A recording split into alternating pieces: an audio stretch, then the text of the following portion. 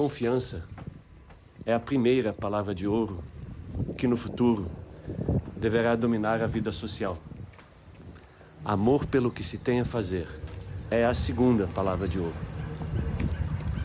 E no futuro serão ações socialmente benéficas aquelas realizadas por amor aos seres humanos em geral.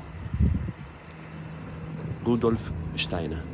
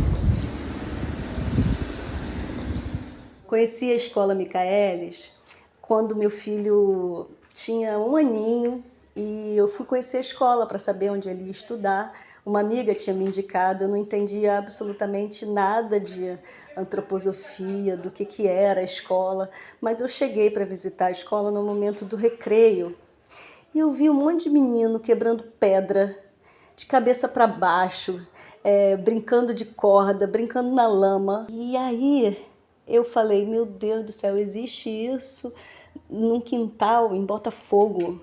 Eu quero que meu filho estude nessa escola. Quando a minha esposa estava grávida, essa questão da educação estava me inquietando, que tipo de escola que eu ia colocar a minha filha, e eu fiquei sabendo da pedagogia Waldorf. Mas o que me disseram na ocasião era o seguinte, assim, o ensino tem a ver com natureza, quer dizer, você vai estudar geografia e você vai mexer na terra e não tem prova nem dever de casa. Então eu já falei, opa, preciso saber mais sobre isso, que eu achei incrível. Tem mais a ver com ter um olhar ativo para o mundo. Um olhar ativo e uma escuta ativa e ao mesmo tempo aberta. A gente oferece instrumentos ou inspirações para que a pessoa, mesmo a criança, se autoforme, se construa. O tempo inteiro a criança que norteia o meu planejamento. Eu sei o que eu preciso apresentar para a criança enquanto planejamento, enquanto método. A gente entende que a alma do professor é que vai educar o aluno, né? Então é um vínculo que é um aprendizado que vem a partir de um vínculo. A pedagogia Waldorf valoriza muito os processos, né? É a pedagogia dos processos. O meu impulso com certeza veio através do meu filho. Eu levei ele primeiro para uma escola Waldorf e depois eu entrei então na pedagogia e fui estudar antroposofia, né? É muito positiva a pedagogia, eu acho, porque ela tem um olhar individualizado para a criança. E ela é toda calcada em cima do desenvolvimento físico e do desenvolvimento emocional da criança. Então os professores estão sempre olhando em que estágio de desenvolvimento que a criança está e elas vão contribuir para que essa criança ela desenvolva as aptidões que ela já tem, ela já traz dentro de si desde muito pequena. Dentro da pedagogia Waldorf, o ser humano ele é um ser trimembrado, um ser que possui corpo, alma e espírito. Então essa pedagogia, ela desenvolve ou ela quer desenvolver as habilidades do corpo para que ele seja um instrumento desse indivíduo, a sua alma, para que ele adquira consciência suficiente para dirigir a própria vida. Então a gente traz isso nos primeiros anos escolares, nos 3 primeiros setênios, visando que no futuro ele possa ter a liberdade de ser ele mesmo. Porque quando você dá esse espaço para a criança ser quem ela te traz coisas do mundo dela, que são coisas que conversam com esse mundo natural, que conversam com a nossa realidade, né? Que conversam com... É diferente quando a gente traz um assunto, vamos conversar. A criança não fica tão interessada, porque isso não entra pelo sentimento dela, né? Isso entra por essa coisa de imposição minha, do adulto, né? É o contrário de quando elas trazem. E a forma também como eu trago as minhas vivências, como eu trago as minhas propostas para ela, isso entra em um diálogo. Então elas me respondem muito bem. O que você oferece como imagens, como conhecimentos, como sabedorias, cada criança vai lidar diferente com isso. Nós realizamos essa proposta da pedagogia Waldorf. Cada criança vai aprender, por exemplo, a ler e escrever em momentos muito diferentes. Pode ser com 8 anos, às vezes até sozinho, sem escola, ou pode ser aos 13. Cada um vai realizar isso de acordo ao seu próprio destino, que eu não conheço, nem ele.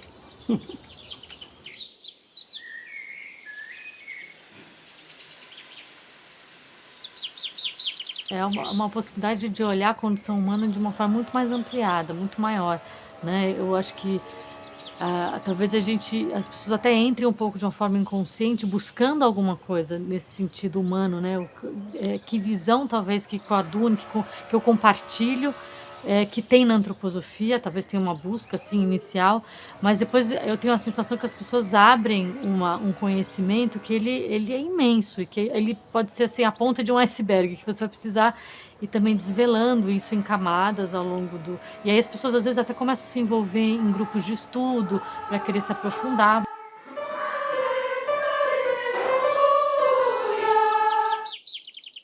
Bom, o que me fascina é a criança poder ser criança, respeitando o desenvolvimento dela, para ela ser quem ela é, e a gente poder acompanhar esse desenvolvimento tão bonito, sem ter perdi a palavra. Essa formatação que é tradicional, que a gente tem muito na sociedade, do que a criança precisa ser, do que ela precisa apresentar. E, na verdade, é a falta de conhecimento do que ela realmente é. Né? Então, ser puramente criança é o que me fascina dentro da escola Waldorf. Considero a educação infantil como festa todo dia, sabe? Porque hoje, machucou o joelho e tudo, e chora, mas só que vem outro colega e ajuda ali no cuidado, sabe? Olha só, o outro acabou de conquistar essa fase do cuidado com o coleguinha. Gente, isso é uma preciosidade, sabe? E aí uma outra criança começou a se perceber os esfíncteres e já consegue chegar no banheiro e fazer xixi sentadinho no sanitário. Então, assim, são sutilezas do viver diário dentro da educação infantil que a gente celebra com a criança. Então, não dá para passar, assim, despercebido disso, sabe? Eles vêm com os olhinhos brilhando assim, olha, eu consegui, mesmo sem falar, né? E é impossível de você passar em branco. Ai, parabéns, você conseguiu, entendeu? A gente celebra juntinho da criança. Acho que é uma delícia, é uma preciosidade estar dentro da educação infantil de uma escola Waldorf.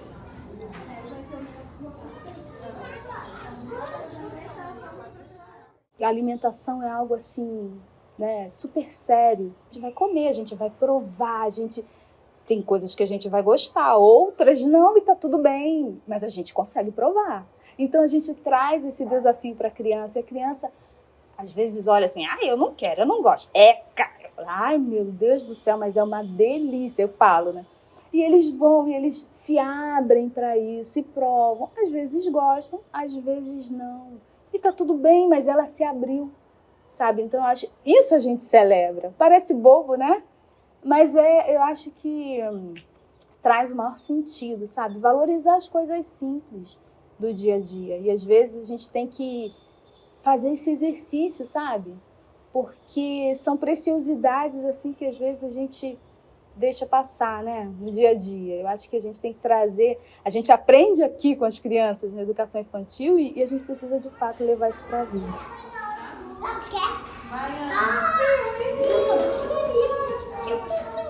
No primeiro setênio, a criança está desenvolvendo o seu corpo físico principalmente.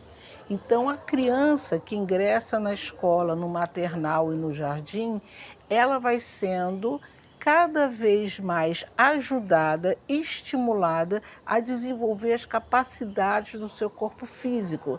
Então, por isso, o brincar livre é tão importante, a contração e a expansão que tem a ver com esse brincar livre e todas as atividades feitas dentro da sala de aula, seja o pão, seja a aquarela, seja o desenho livre, tudo isso visa que a criança inconscientemente, com alegria, ela possa ir, desenvolvendo as capacidades do seu corpo físico e reconhecendo também através do movimento que esse corpo é dela e serve para que ela possa atuar essa sua vontade no mundo. A gente recebe crianças em vários estágios do seu processo de desenvolvimento, mesmo dentro da mesma faixa etária. Tem 2 aninhos, mas uma reage de cada jeito dentro do seu desenvolvimento, né? E aí tem crianças que ainda estão muito naquele ritmo de bebê, né? Que precisa descansar no meio da manhã, que solicita muito com choro, tudo. E aí aqui dentro da escola elas começam a ter um outro olhar. Ela começa a ver a outra criança, como a outra reage, e ela deseja imitar. Né? E nisso ela é fortalecida, porque ela começa a tomar a tomar certas atitudes, sabe? Diferente daquele bebê que chegou no início do ano. É bem interessante isso também, sabe? Ela até quer descansar um pouquinho, mas às vezes ela se levanta e quer continuar a brincadeira. E com isso ela começa a se sentir mais fortalecida e você começa a perceber que aquela criança já está crescendo, já está amadurecendo mais um pouquinho, sabe? E eu tenho o hábito de dizer, gente, a infância ela passa, né? A gente, enquanto pai, quer que o filho cresça. De fato, é natural isso. Mas só que o que a gente trabalhar na infância, aquilo ali vai ficar como força para ela lá na frente. Então, eu acho que a gente precisa, de fato, valorizar esse momento. É cansativo? Sim, é cansativo. Mas vai trazer força para a criança em todos os sentidos. Lá na vida adulta, vai alimentá-la animicamente. Então, acho que é isso que vale.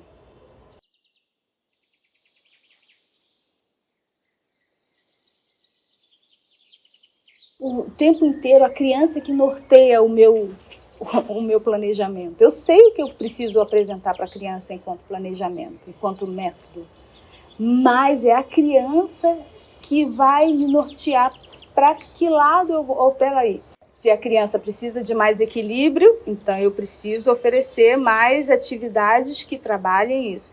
Se a criança precisa de mais movimento, então eu preciso oferecer, o meu planejamento precisa estar dentro desse movimento. E assim vai.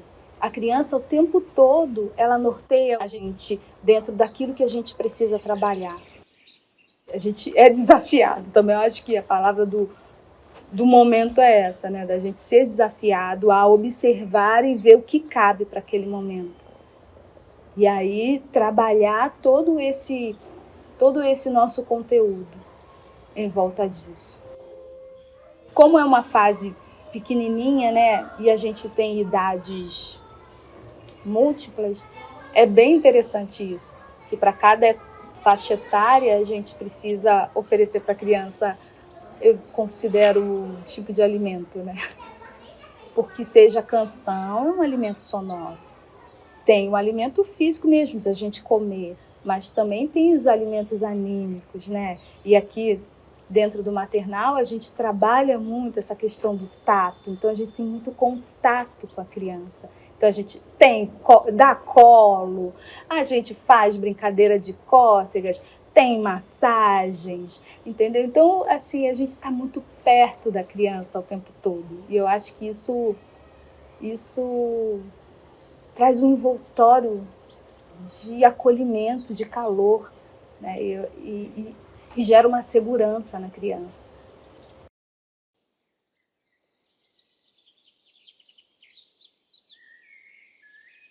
Na procura por escolas, para que o meu filho ingressasse quando ele chegou na idade escolar, a gente foi procurando lugares. Então, a primeira impressão sempre é o corpo físico da escola. Eu não conhecia pouco da pedagogia, então a gente chegou num ambiente que eu me senti muito acolhido. Vi as crianças brincando livremente, me chamou a atenção a falta de brinquedos plásticos, me chamou a atenção as crianças brincando com pedrinhas, brincando com panelinhas de madeira. Então eu acho que o que me chamou, me aproximou, primeiro foi o espaço físico da escola e ver a animação e a liberdade das crianças de estarem brincando com uma supervisão de adultos sem interferências. Então era como se elas estivessem cuidando das crianças em torno, assim, criando um ambiente seguro para que elas pudessem se desenvolver. E eu vi isso no primeiro ano do meu filho na escola, exatamente esse tipo de desenvolvimento. A liberdade dele estar no lugar onde ele queria estar, sem interferência ativa dos professores, sem grandes insistências, sem grandes faça isso, faça aquilo, vamos brincar daquilo. Não, liberdade para que a criança possa se autodesenvolver. Acho que então corpo físico, liberdade e autodesenvolvimento. Acho que a falta de interferência, ela sem dúvida ativa um sentir, ativa uma coragem que vai se transformar em força, sim. Então, quando ela cai e se levanta, né, sem um desespero de um professor, quando ela procura algo para transformar num brinquedo, ou quando ela pega um carrinho de madeira e vai fazer com que esse carrinho seja o que ela quiser, isso tudo com o cuidado, sem interferência, ou com a menor interferência possível do educador, eu acho que sim, ela gera liberdade, ela vive com liberdade e gera força, coragem, e isso vai ajudar, com certeza, no seu autodesenvolvimento.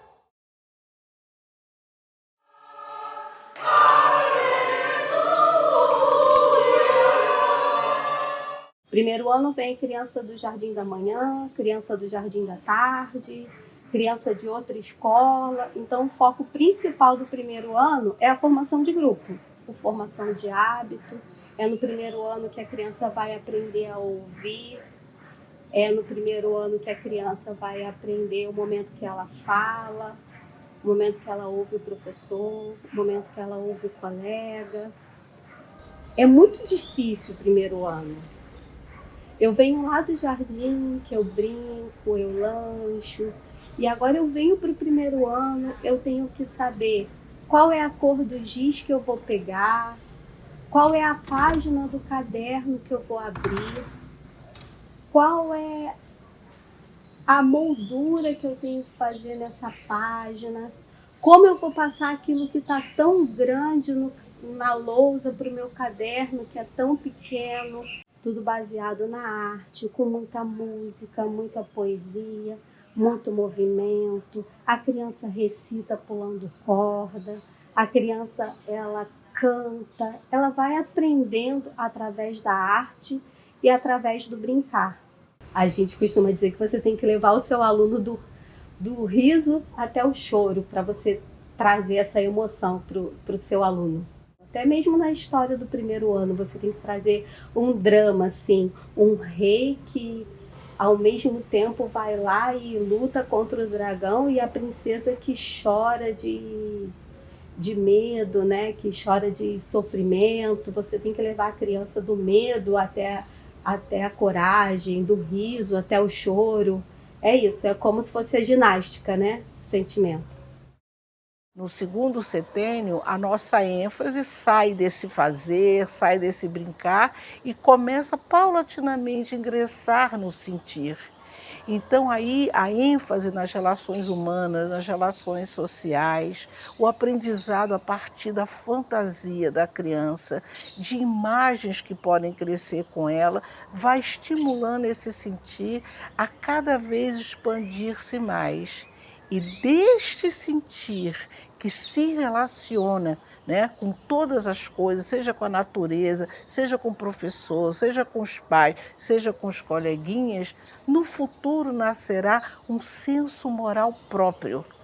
Né? A gente vai tirando a criança de um egoísmo e vai levando a criança a um social.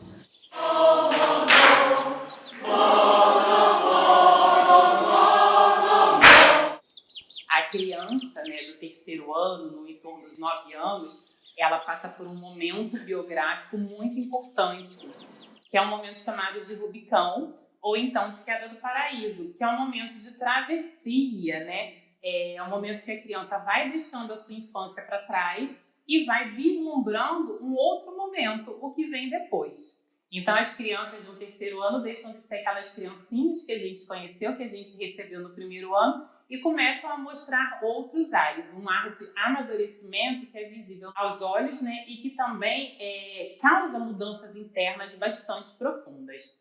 E aí, o que foi mais bacana de acompanhar assim, no terceiro ano, né, acho que é o grande boom, é de poder ver essa transição das crianças, né, essa transição interna que reflete no externo, que a gente olha e fala assim, nossa, está crescendo, e poder acompanhar essa mudança com o apoio que a pedagogia Waldorf dá para o ser humano no seu desenvolvimento faz toda a diferença. Então, assim, ao mesmo momento que foi um período para algumas crianças, né, de uma crise dolorida, sofrida, a gente poder parar, olhar esse ser humano, perceber o que cada um precisa e a gente respeitar por a gente conhecer o desenvolvimento da criança, né? Na nossa formação a gente estuda isso, o professor Waldorf está constantemente estudando e sabe dessas mudanças pelo qual o nosso aluno e a nossa aluna passa e a gente poder respeitar esse momento e através do próprio currículo ancorar esse momento e vendo os olhos das crianças brilharem, elas ficarem envolvidas, as suas feições mudarem e a gente saber que aquilo é o alimento que ela precisa para aquele momento é encantador. A criança está passando por uma crise, né? Mas não está passando sozinha, está sendo ancorada para passar e ancorada dentro da própria escola. Que bom que a pedagogia me traz esse conhecimento completo do ser humano, né? Não é só o conhecimento do intelectual, mas do ser humano completo que tem um sentir. E esse sentir fica muito forte, muito presente na criança dessa fase do segundo setênio, dos 7 aos 14 anos, né? E especificamente falando do terceiro ano. E eu ter um conhecimento baseado em estudos de que esse sentir tem total influência na criança. E o meu conhecimento que a pedagogia Waldorf me traz faz com que eu consiga atuar naquele momento com a criança. A partir do momento que a criança e o jovem conseguem ter confiança num caminho de construção de conhecimento e de ação no mundo, né, assim, de perceber o que está ao redor, agir sobre o que está percebendo e perceber de novo o fruto da ação, eu acho que isso dá muita força para um jovem crescer e se sentir confiante de atuar no mundo e encontrar o seu propósito, a sua forma de agir no mundo, seu lugar de atuação, de expressão, né? Seja qual for. Eu acho que a gente tem convencionalmente uma educação que é muito, como o Freire fala, né? Da educação bancária, assim, de você só depositar conhecimento na criança e então você não dá ao jovem, à criança, uma oportunidade dele se movimentar internamente. Isso a pedagogia faz, a pedagogia Waldorf, né, faz assim o tempo todo. Então a gente dá referências e observa e constrói, e faz, e trabalha. É a pedagogia da prática, né? Então, essa força do trabalho integral, né? Que você age, você trabalha à vontade e você se percebe naquilo, então você também percebe quais são os seus sentimentos, as suas emoções, nas suas relações com o mundo, com o outro. E aí você também pensa sobre o que aconteceu. Opa, aqui tem um conceito, aqui tem uma verdade. Então, esse desenvolvimento integral, sem dúvida, a gente está formando um ser humano que é mais capaz, que tem mais estofo para encontrar uma direção na própria vida, né? No terceiro setênio, quando a ênfase for no pensar, ela vai isolar-se, concentrar-se cada vez mais. Então, dentro da nossa pedagogia, nós procuramos fazer com que a criança primeiro desenvolva um sentir em relação a todos os seres antes dela entrar dentro de si mesma através do pensar e conhecer uma solidão que o pensar exige de cada um de nós. Primeiro, essa parte do querer, da vontade. No segundo setênio, de 7 aos 14 anos, a nossa ênfase é no sentir, nas relações dessa criança com tudo que está ao seu derredor. E, então, no terceiro setênio, quando ela desenvolve o pensar, a carga de atividade artística começa a ser imensa para que ela possa harmonizar esse pensar que isola com a beleza e com a verdade do mundo.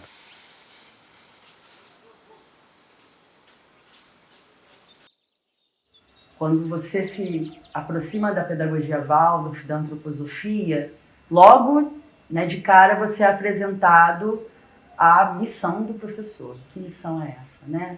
Fazer com que essa criança possa ser o que ela veio para ser nesse mundo. O trabalho, a tarefa do educador é de auxiliar o desabrochar, né, dessas capacidades. Então, como eu acabei de dizer, é a tarefa, é a missão. Né? E como a gente vai fazer isso muda muito ao longo, né, dos anos escolares. Então, o professor de primeiro setênio, ele tem uma tarefa, uma missão, uma responsabilidade, né, de manter, de zelar pela integridade, por exemplo, do corpo físico da criança, do amadurecimento do corpo físico etérico. Você tem um compromisso com o que veio antes, com o que está presente naquele momento, né, naquele ciclo que você está acompanhando, né, o desenvolvimento da criança, e com aquilo que vai vir a ser, quando você não vai estar mais presente para, inclusive, né, colher os frutos, né? Possivelmente não vai estar e é bom que não esteja mesmo. Então, nesse sentido, esse compromisso com algo que é, como a antroposofia, né, nos traz, algo que é superior, né? Algo que é invisível aos olhos físicos, que é bem diferente da visão, né, que se pratica dentro de uma pedagogia convencional, materialista, onde o aqui e o agora, né, mais próximo possível é a meta da educação, né?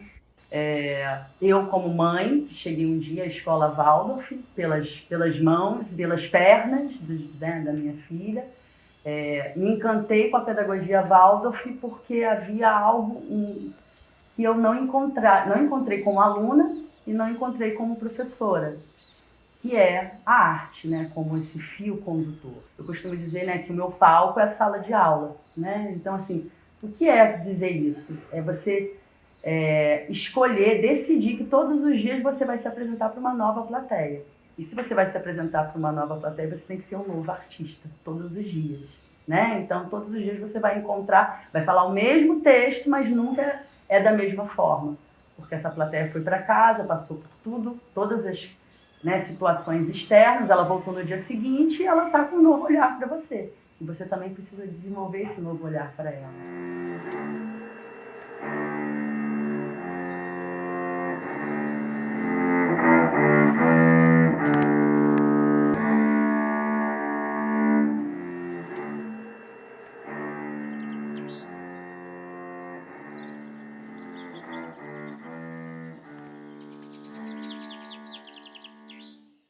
Num tema de mais amplidão, essa pedagogia Waldorf, baseada no conceito de ser humano segundo a antroposofia, me fascina porque, para mim, isso faz sentido e é pleno de verdade.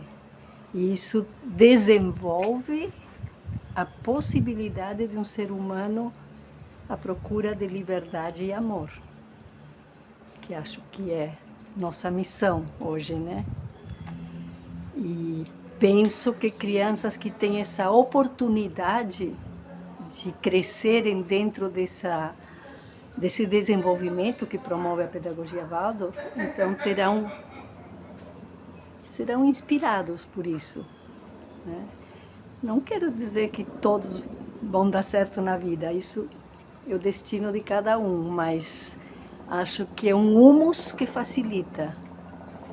Agora, aqui, nesse momento, estamos trabalhando com adultos, né?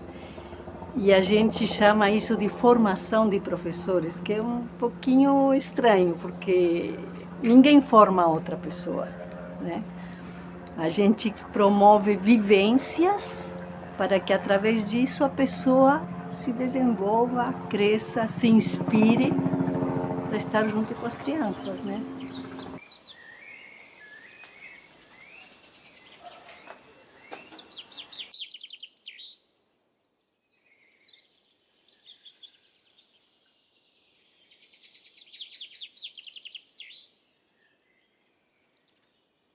Micael, segundo a antroposofia, é um arcanjo que está regindo nossa época, né? Segundo a antroposofia, mas não é só a antroposofia, isso foi já estipulado muito tempo atrás na escola de Atenas por Dionísio o Areopagita, onde ele traz essa ordem desse mundo espiritual e as metas de cada entidade, né? E Micael faz parte dos arcanjos, e esses arcanjos, segundo a antroposofia, eles estão regendo épocas diferentes. Por exemplo, na época do nascimento de Jesus, era Gabriel que regia.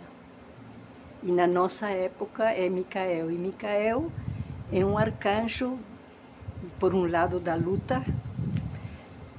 Ele tem essa coisa da espada, mas a gente também tem que ver isso no tempo e no espaço da humanidade, como essa espada material, talvez de ferro, de metal, se transforma hoje.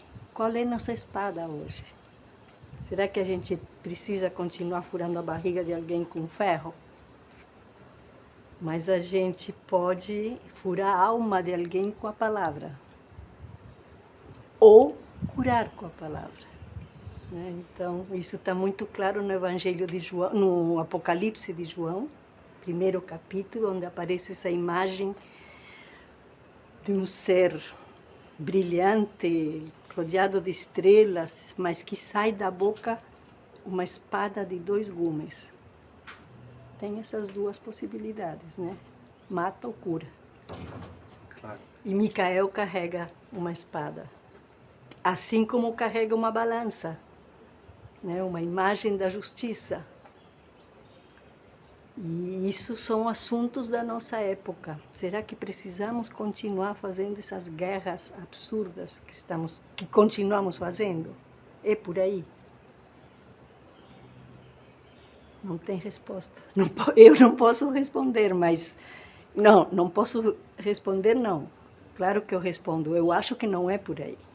Que a humanidade está em uma etapa onde a palavra deve estar nesse lugar da espada, né?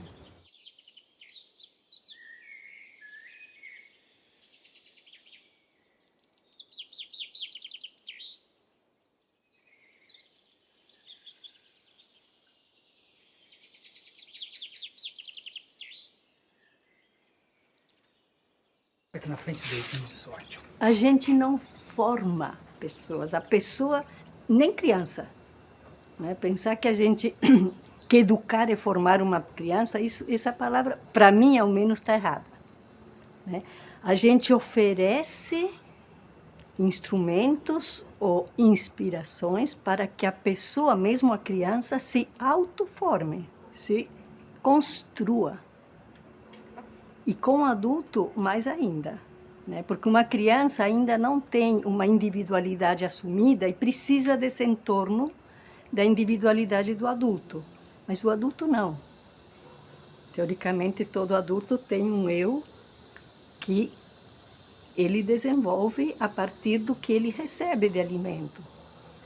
Então, a ideia nesses cursos que nós estamos fazendo aqui é trazer alimentos para que esse adulto se desenvolva e esteja apto, adequado ao trabalho que ele escolhe como profissão, que é a docência, né? E nesse aspecto eu acho que a gente não forma ninguém, mas oferece a possibilidade de que se alguém com esses elementos se vincule e cresça nesse âmbito. Eu acho que é por aí. Mas isso não é só para professor.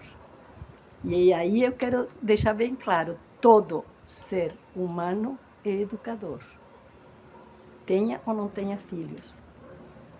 Mas se ele está na vida e tem alguém crescendo perto dele, ele está educando.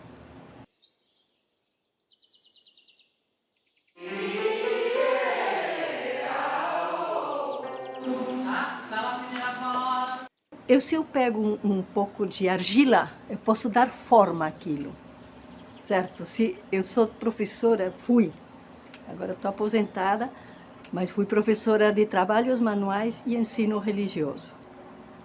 Então, no trabalho manual, é um casamento maravilhoso. No trabalho manual, você pega a matéria e transforma e dá forma. Então, você pega lã de carneiro e aquilo vira uma blusa, ou um cobertor, ou, enfim, ou uma obra de arte. Educar justamente é isso. Ninguém educa ninguém. Você oferece o âmbito para que alguém se autoeduque. Mas você não dá forma à educação do outro, nem de criança. Isso não existe. Você oferece, cada criança vai andar diferente naqueles presentes que recebe, que você acha que são presentes, né? O que você oferece como imagens, como conhecimentos, como sabedorias, cada criança vai lidar diferente com isso.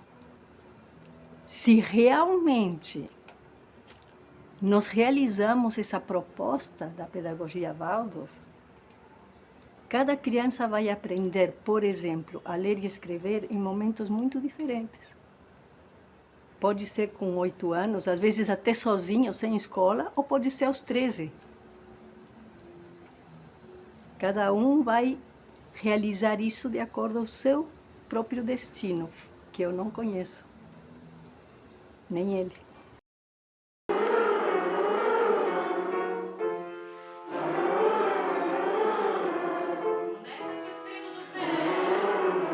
Aquilo que você descobriu através do seu estudo, da antropologia do ser humano, qual é a pergunta que esse ser humano está vivendo nesse momento?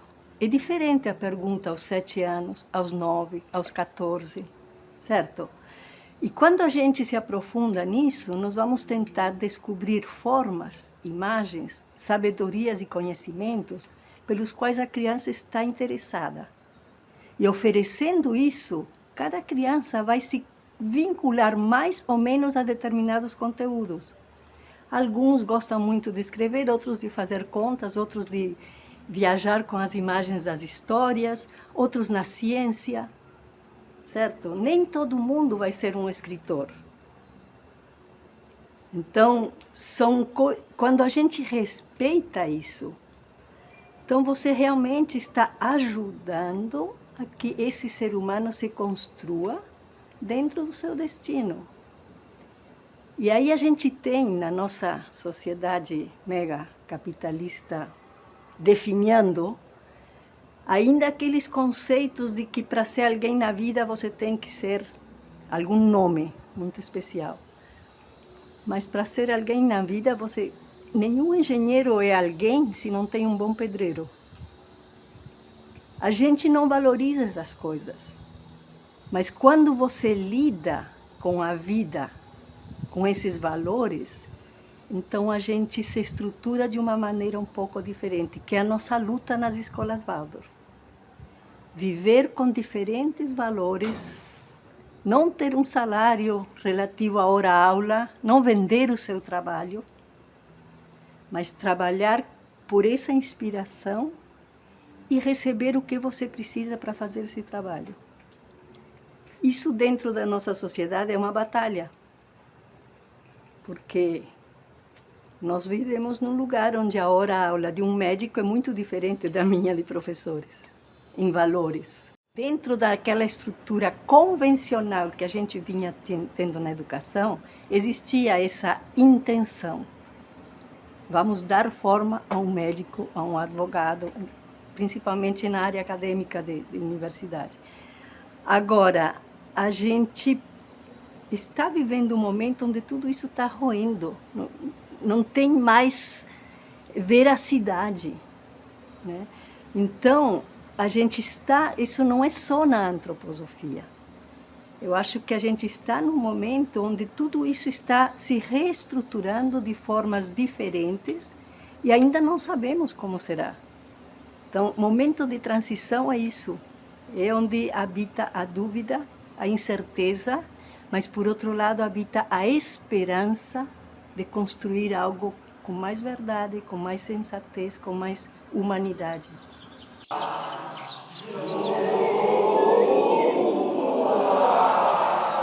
Porque assim, eu estou aqui para um movimento tanto como de professora quanto materno. Né? Eu tenho uma filha, então assim, para mim é muito importante que ela esteja dentro desse espaço. Esse é um espaço de acolhimento, é um espaço onde a minha filha pode ser quem ela é, ser respeitada, e eu posso também ser respeitada como professora e respeitar as crianças, né? Porque eu acredito realmente isso, esse encantamento da criança pelo aprendizado, mas de uma forma em que ela está em contato com a natureza, que ela está ali se relacionando de forma respeitosa e muito carinhosa, afetuosa com as professoras. Então, tanto o afeto da professora da minha filha com ela, quanto a minha filha com a professora e eu com as minhas crianças, né? E eu também recebo isso. Então, eu estar aqui é uma questão mesmo de acreditar que é assim que as coisas são humanamente, né? É uma questão humana. Eu vim para cá porque eu tenho 2 filhos na educação infantil numa escola Waldorf. E para entender melhor como é a pedagogia Waldorf e o que é antroposofia, eu resolvi entrar no seminário. E tem sido uma experiência muito rica, porque o princípio da pedagogia Waldorf é a autoeducação. Então, o professor, para educar, ele precisa se autoeducar. E isso tem sido uma experiência muito rica para mim, no meu relacionamento como ser humano, com as outras pessoas e principalmente com os meus filhos. E também tem sido uma experiência rica porque as escolas Waldorf, elas são associativas. E um ponto importante é a participação dos pais no cotidiano da escola, nas atividades da escola. Então, participar do seminário tem sido muito rico também porque você entende melhor o funcionamento de uma escola Waldorf. Eu acho que na possibilidade de entender o que é o ser humano. Assim. Eu acho que isso é o mais rico, assim, de você entender que uma criança ela não é uma tábula rasa. Ela já vem trazendo conteúdos e vivências e que a educação ela só vai aflorar essas aptidões que ela já vem trazendo de outras vivências. E é isso, assim, a educação, o objetivo da educação é não atrapalhar. se o professor ele conseguir observar a criança, que é a proposta da pedagogia Waldorf, né? Observar as crianças, cada criança individualmente e saber extrair delas o melhor das aptidões que elas já trazem, né? Eu acho que isso é o fundamental, é o incrível, eu acho que é o diferencial que tem na pedagogia Waldorf. No dia a dia da escola, a prática diária ali, ela é toda pensada, o currículo escolar e até as atividades na educação infantil, para as crianças terem um olhar para o próximo, para o outro e aprenderem a conhecer melhor o ser humano.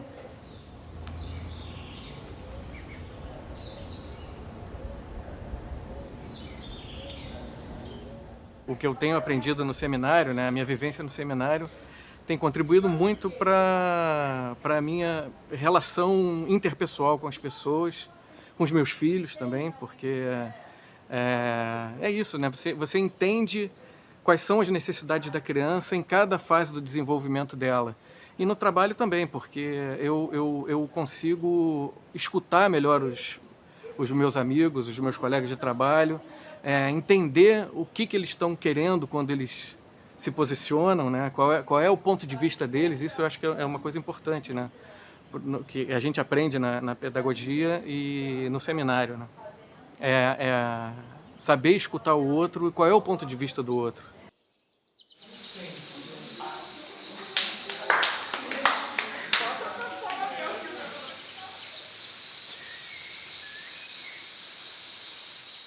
As soluções coletivas, elas são super importantes para o futuro, eu acho, porque a gente está tomando consciência de cada vez mais de que ninguém consegue criar nada sozinho, né?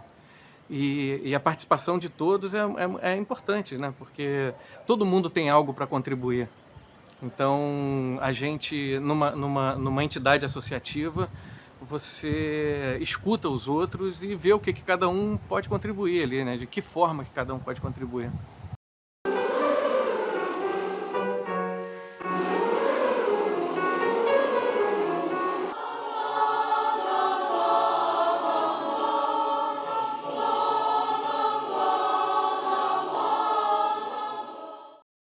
É uma aula de liberdade. É uma aula de liberdade. É uma aula de libertação interna, assim, né? Você se despe, eu acho, dos seus pré-conceitos, né? Dos conceitos que você vem trazendo, porque o ser humano é tão diverso, é tão diferente e rico, né? E você aprende a ver essa riqueza do ser humano, de cada um, assim, cada um tem um universo dentro de si e é muito bom você poder ver um pouquinho desse universo de cada um. Assim, é muito rico essa experiência.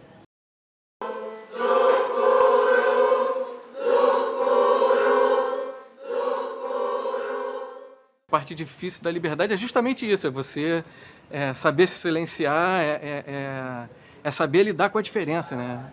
Às vezes a diferença vai te tocar em pontos que você acha que são inegociáveis com você e na verdade não são, né? Mas até você ter essa consciência, porque é isso, né? A pedagogia e a antroposofia falam de consciência, de tomada de consciência, de autoconsciência. Então, até você ter consciência de que os seus pontos de vista não são monolíticos, né? É um aprendizado, assim, essa é a grande dificuldade. Mas é muito gostoso também.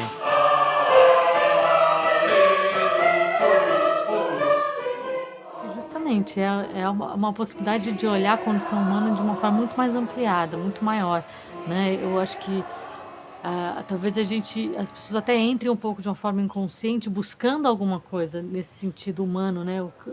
Que visão talvez que coadune, que eu compartilho, que tem na antroposofia, talvez tenha uma busca assim, inicial, mas depois eu tenho a sensação que as pessoas abrem um conhecimento que ele é imenso e que ele pode ser assim, a ponta de um iceberg, que você vai precisar ir também desvelando isso em camadas ao longo do... E aí as pessoas às vezes até começam a se envolver em grupos de estudo para querer se aprofundar, mas eu acho que são pessoas que já naturalmente têm uma busca, né, de uma outra visão do ser humano, talvez não tão materialista, que é o que a gente vive tão agora, né, tudo tão apegado ao consumo, ao ter as coisas, mas que a gente possa abrir um pouco essa porta e entender as camadas, entender esse ser humano de uma forma muito mais ampla, né? E aí eu acho que entra na questão da espiritualidade também, que é uma outra busca que a gente percebe, que algumas pessoas chegam no seminário procurando um pouco essa visão.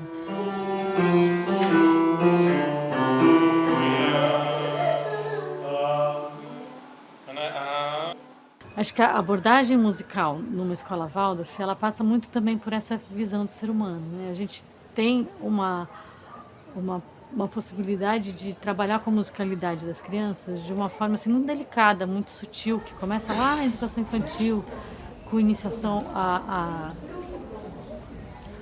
com uma iniciação bem delicada com os cântares, assim, né, dentro de um universo da música pentatônica, com uma sonoridade muito delicada, e depois a gente vai adentrando ao currículo do grau, do ensino fundamental, enfim, que a gente tem indicações, né, a gente tem trabalhos que indicam como a gente deveria, que tipo de repertório, e esse caminho que a música faz numa escola Waldorf é um caminho muito intenso, porque ele passa pela parte instrumental, pela parte vocal, e tem um sentido muito importante social também. Então a música está sempre muito incluída nos festejos, no planejamento dos professores de classe, dos professores regentes.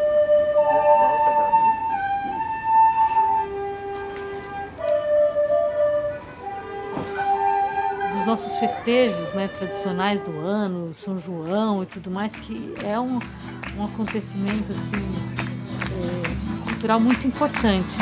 Dia de festa no sol de janeiro, chegando parceiro pra nos ressalvar. O passado volta e a moçada grita. A gente cultiva assim, o conhecimento de várias regiões do país e a música que acontece, a música das pequenas regiões, enfim. Então tudo isso acontece também diariamente, mas acontece também em momentos sociais importantes da escola, né? De comunhão, assim, enfim.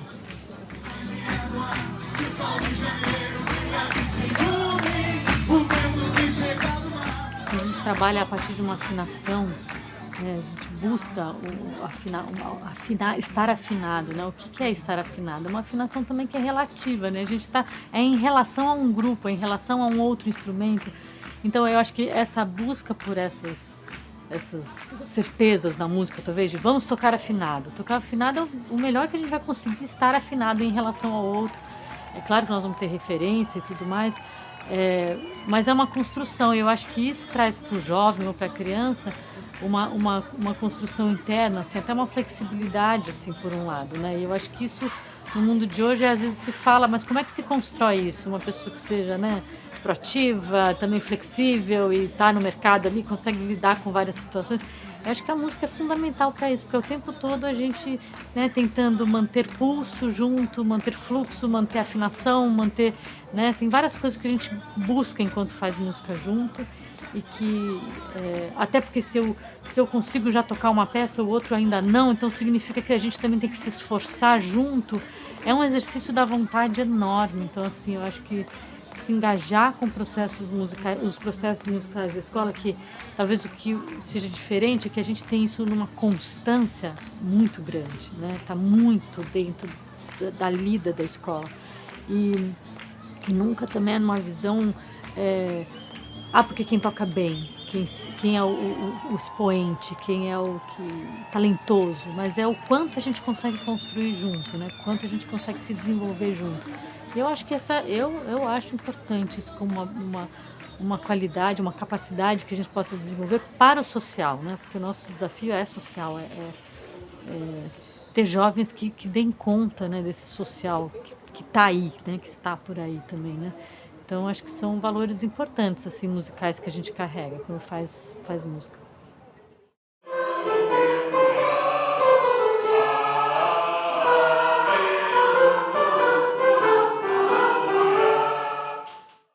A gente pode dizer que a música permeia quase tudo, assim, numa escola Waldorf, né? A gente chega aqui de manhã, as crianças estão tocando flauta em todas as salas, praticamente. E não é a professora de música que está lá, é porque simplesmente é um hábito.